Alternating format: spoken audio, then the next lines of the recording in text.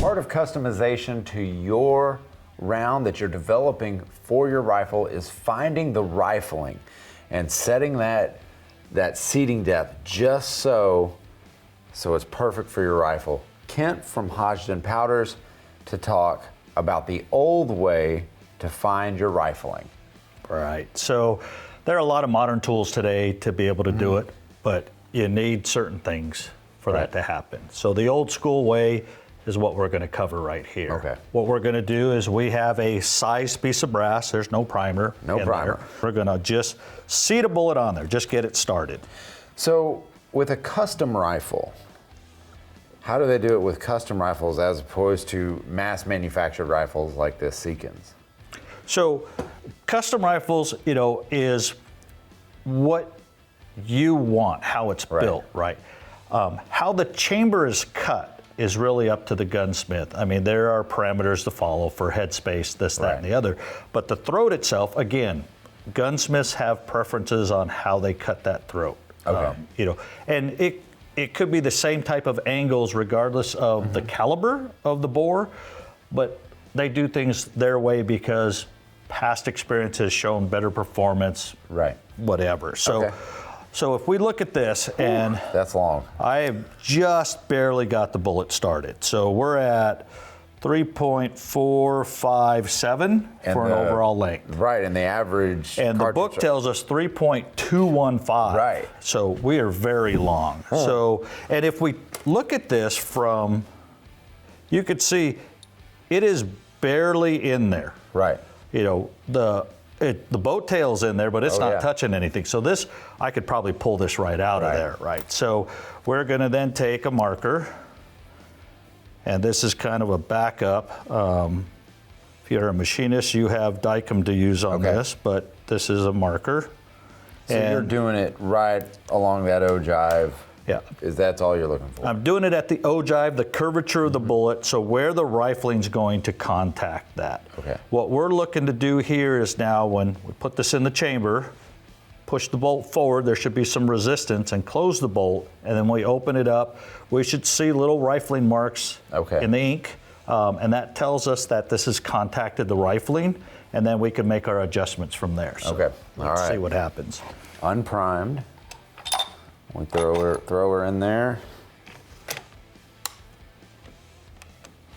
There we go. So you felt resistance really closing felt it. a lot of resistance there.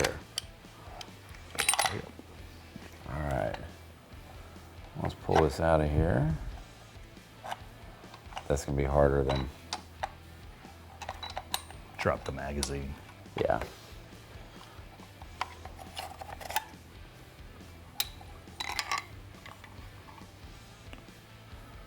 So if we look at that, we could see some marks, not where I was expecting it, but you can see some marks, but we are now 3.363. Okay. So we have pushed it back in there.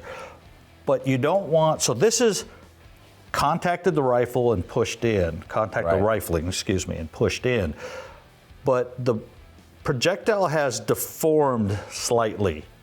Because of the soft copper. So this is a past contact. It's actually still in the rifling. It's contacting it. So this would be still too long from that. And what we want to do is we'll just mark this some more.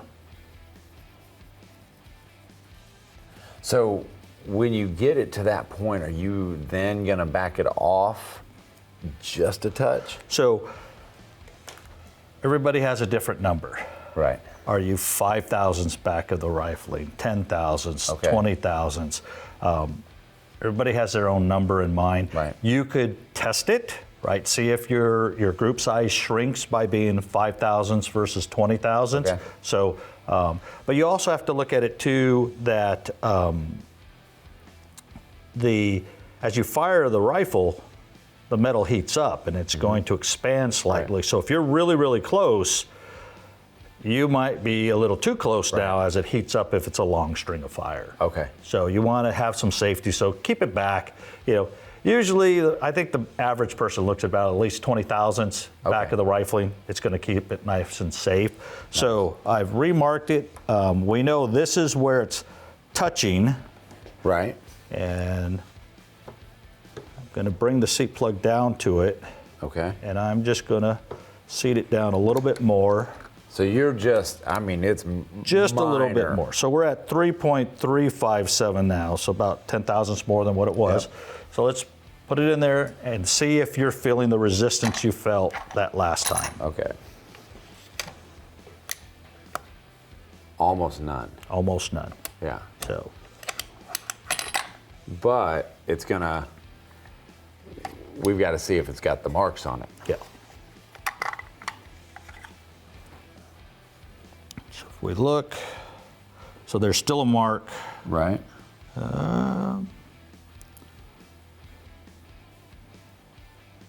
Yeah, I think we're clean. Yeah. It looks clean, yeah. So at this point, this is a reference round for this projectile Okay. and this rifle. We could then take our powder charge case, Okay. seat that bullet on there, and now Should be the this same. 3.36, this represents, a distance back Right. of the rifling. Okay.